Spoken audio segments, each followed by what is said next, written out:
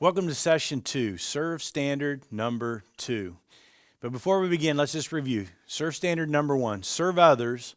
It's not about me. Where we go from me to we to others. And our focus begins to be about everyone else that we come in contact with and how we can serve them best. Now, serve standard number 2. You ready? Serve standard number 2 is serve as a team. Never do ministry alone. Listen, I have a strong conviction that ministry should never be done in isolation, meaning by oneself. Serving others, ministering to them, is far more effective when done with other people. More things are caught than they are taught. Bringing somebody along with you, bringing somebody along to serve alongside you, even people that maybe don't feel like that's their area of ministry, or maybe that's just not their gifting, but all you have to do is reach out and say, hey, come on, let's go do this together. I need your help. Or let's go to the hospital together. And they go, and maybe they'll find out that that's something that they really, really enjoy. Jesus sent people out into twos, by twos, so they could do ministry together. We should never do ministry alone. In fact, I wrote down some famous biblical duos. Are you ready? Moses and Aaron, Ruth and Naomi, Jonathan and David, Elijah and Elisha, Joseph and Mary, Peter and Andrew, Mary and Martha, Paul and Silas, and Adam and Eve. You see, God decided that one was too small a number. In fact, John Maxwell says one is too small a number to achieve greatness. I would challenge you to think of one great significant thing that has happened in human history that was performed by one man or one woman. Nothing of significance has ever been achieved by an individual acting all by himself, alone. There's a Chinese proverb that says, behind every able man, there are always other able men. I saw a sign one time that said, if we had to do it all over again, or if I had to do it all over again, I'd get help. And I think that's the way it is in life. I think sometimes we just get so busy, or we think we can do it, that we just don't bring somebody alongside, or you know, we can accomplish the task, but how much better could it be if we got a group of people around us, or even just one more person to be with us? That's why our serve standard number 2 is serve as a team. Never do ministry alone. It's been said that everyone wants to be a part of success, and that everyone wants to be a part of something that is far greater than themselves.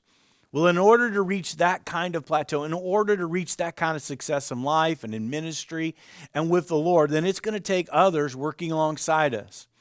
Let me ask you, why take the journey alone when you can invite others to be a part of the process? Why not invite others to be a part of doing this journey, this journey together? You know, the Ecclesiastes 4, 9 and 10 and 12 says, 2 are better than 1 because they have a good return for their labor. If either of them falls down, one can help the other. But pity the one who falls and has no one to help him up. The one may be overpowered, 2 can defend themselves. A cord of 3 strands is not quickly broken. There are obvious benefits to doing ministry together as a team. These verses point out a few of them: strength, multiplied effectiveness, companionship, even protection, to name just a few. And it also includes a third party at the end. And we know that third strand is the Lord. A cord of 3 strands is not quickly broken. When you go and serve with at least one other person, and the Lord is also there with you, your chance of success is far, far greater. I want you to, if you're in a classroom setting, you're following along, I want you to take the cord that's been provided for you, or maybe you're watching online and you can follow along. And if you have a cord like this, there's not much you can do with a cord that's simply this length. There's just not much you can do with it. But if you take another cord of the same length and you were to put it together, you were to tie them together. In fact, if you were in a classroom there, wherever you are, with maybe several others in the room, and you were to tie that together, now all of a sudden that small piece of cord that doesn't have very many uses. Now all of a sudden has multiple uses. Its effectiveness is far greater. Its capacity is far better. You know, that's the way it is when we work together as a team. Together, there is nothing that we can't do. There's strength when we work together. Think about the snowflake just for a moment. The snowflake is about as fragile as anything that's ever been created. I mean, one snowflake lands on your finger, it quickly melts. It's not destructive. It doesn't have much of an influence until that one snowflake all of a sudden begins to work together with another snowflake and another snowflake and then another snowflake. Then it can stop traffic, ground airplanes, and cancel school. Like snowflakes, we can make a huge difference if we work together. Each one of us doing our small part will help make things better when we do it together. Besides, having a good teammate alongside you is a whole lot more fun and a lot less tiring. You remember, many hands makes light work. Let me be clear here about one point, though, before we start. A group is not a team. You can have a group together at a sporting event at Qualcomm Stadium, and they're all there for the same purpose. They're rooting the Chargers on, hoping to see a victory. There's 40, 50, 60,000 people in the stands, and that's a huge group, but it's not a team.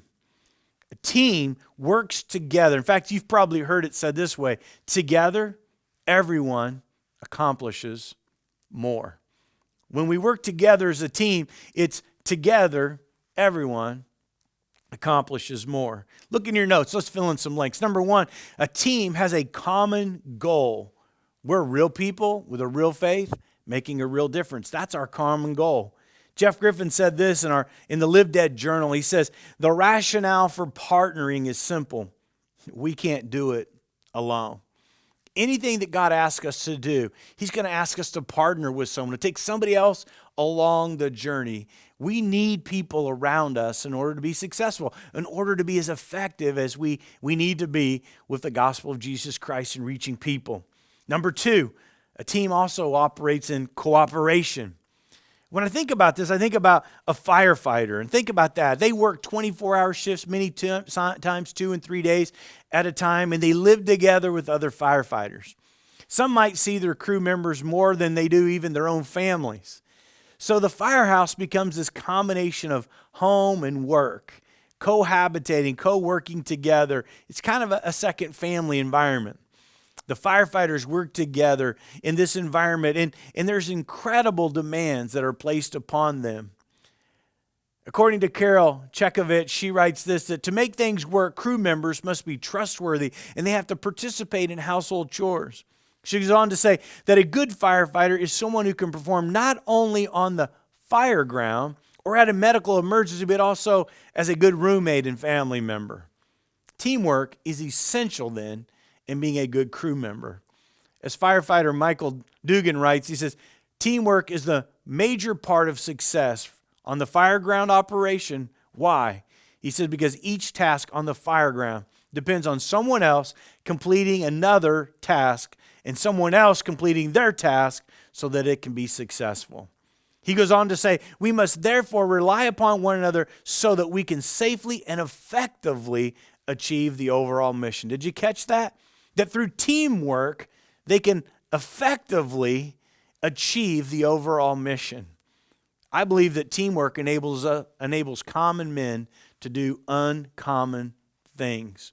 We need one another. We need to learn to work together so we can accomplish more for the glory of the Lord Jesus Christ.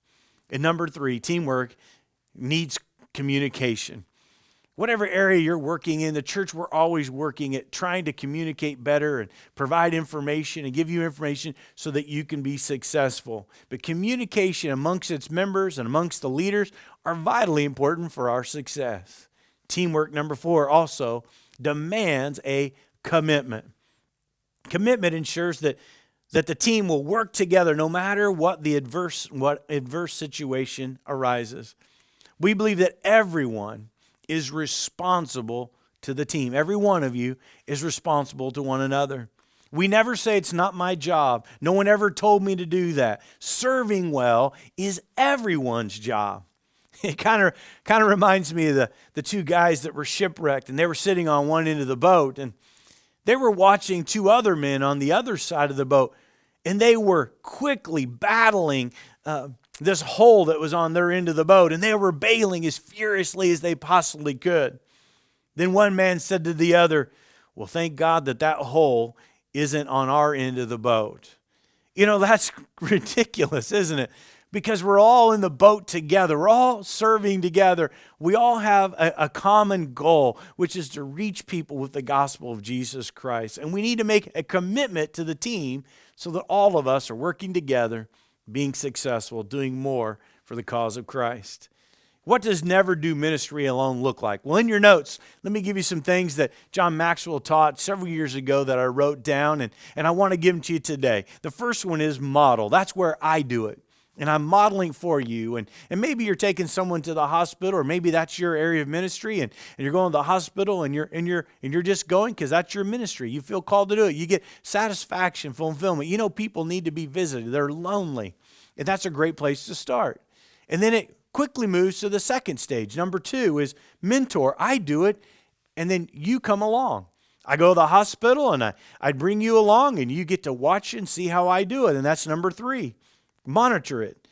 You do it, and then I'm with you. After you've seen me do it, and after you watched me do it, now I say, hey, how about you? How about you walk into this room and you take the lead on this one, or you pray for this person that's in the hospital bed, or you strike up conversation with them.